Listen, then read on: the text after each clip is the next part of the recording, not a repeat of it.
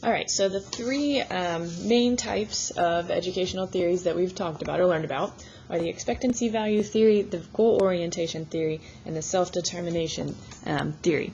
So if we start with the expectancy value, this basically just means that the student's motivation comes from their perceived value, whether that be their interest in the topic or subject, how important they think it is, or the value that they place on it. I know in math, it's tough because a lot of these kids don't need the level of math that I'm teaching them. Even my low level of math 2, most of these students will never need to know what makes a parallelogram a parallelogram.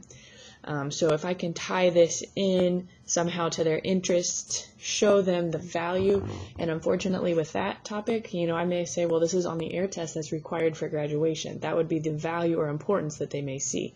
The honors pre-cal kids, right now we're doing matrices. Most of them will never need to know how to solve a matrix in their life. But there is a handful who are going to go into engineering and they will need to do the linear algebra, or they may be very interested in video gaming, and matrices are really big in video game design. So something that I could do would be to have students research, where is this used in the real life that's of interest to you? Or maybe, when I do teach it, I do point out, this is where this is used. A handful of you guys will go into this field and need to know how to do a matrix. The rest of you guys, it's the skills behind it that you're forming that's going to be important. Some things that you can do in the classroom, some more hands-on projects, things that involve students in the research. Find a way that it's used in real life. Find a way that it's used that interests you. Being clear and concise in the material so that you can show students this is exactly what we're doing. We don't have the fluff, the extra stuff going on. We just want the concise definition.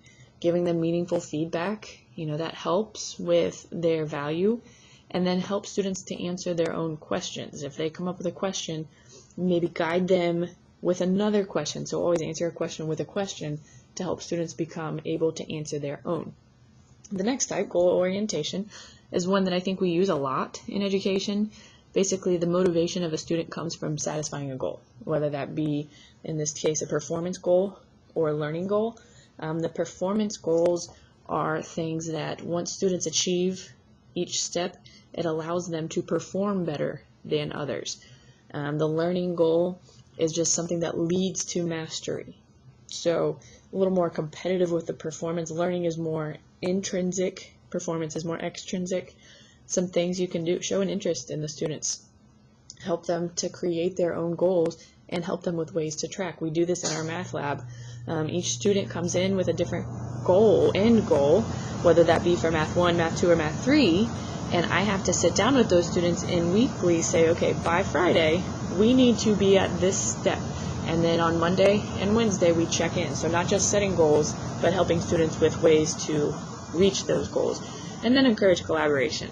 A lot comes from helping others, working with others, talking out problems. I know in math I encourage that a lot. It might get noisy, but students then say, okay, what are these steps I need to reach the goals, and how can I do that with the help of the others? And then lastly, I'm going to slide this down, self-determination. That's where students feel that the support, that their competency, their autonomy, that's what's going to drive their motivation. It's more intrinsic. Things you can do is to collaborate, encourage students to take the initiative, to be competent, just know that they know the material. It's very important also to encourage different viewpoints, different perspectives. Sometimes that's tough in my math classes, but one thing that I do is I will give students a problem and just say, here, solve this, do this, or I'll mix up the steps to the problem and say reorganize, and you have to explain why you did that. Well, there's going to be 5 different reasons throughout the classroom. So by sharing each of those viewpoints, students see a different perspective and realize, you know what, I'm going to go with this route that so-and-so did, or I like my method better. I think it makes the most sense to me. So that collaboration in the different viewpoints helps students with their motivation.